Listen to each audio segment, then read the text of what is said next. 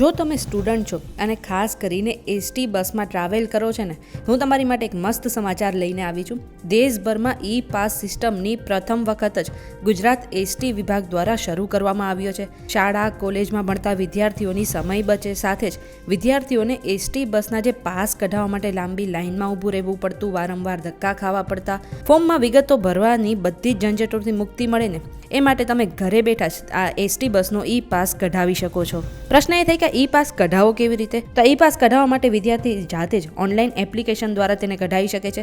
આ માટે તમારે pass.gsrtc.in ની વેબસાઇટ પર જવાનું છે અને ત્યાં તમારે પાસ માટે અરજી કરવાની છે. હવે જે તે શૈક્ષણિક સંસ્થા છે એ ઓનલાઈન એપ્લિકેશન જે છે તેને મંજૂર કરી દેશે. હવે એક વખત ફોર્મ મંજૂર થઈ ગયું ને, એ પછી વિદ્યાર્થી નક્કી કરેલા એસટી વિભાગના કાઉન્ટર પર જાય અને ત્યાં ફોર્મ નંબર આપી દેવાનું છે અને પાસ માટેના ઓનલાઈન અથવા તો કેશમાં પૈસા ચૂકવી દેવાના છે. એ પછી તે પાસ કલેક્ટ કરી શકે છે. આવી રીતે જે વિદ્યાર્થીઓ એસટી બસમાં મુસાફરી કરે છે એ પાસ કઢાવી શકે છે. એટલું જ નહીં, વિદ્યાર્થીઓ અરજી અંગે લેટેસ્ટ સ્ટેટસ પણ ઘરે જ બેઠા ચેક કરી શકે છે. તો તમે ઘરે બેઠા આ વિદ્યાર્થી ઈ પાસ કઢાવશો કે નહીં? કમેન્ટ કરીને જરૂરથી જણાવજો.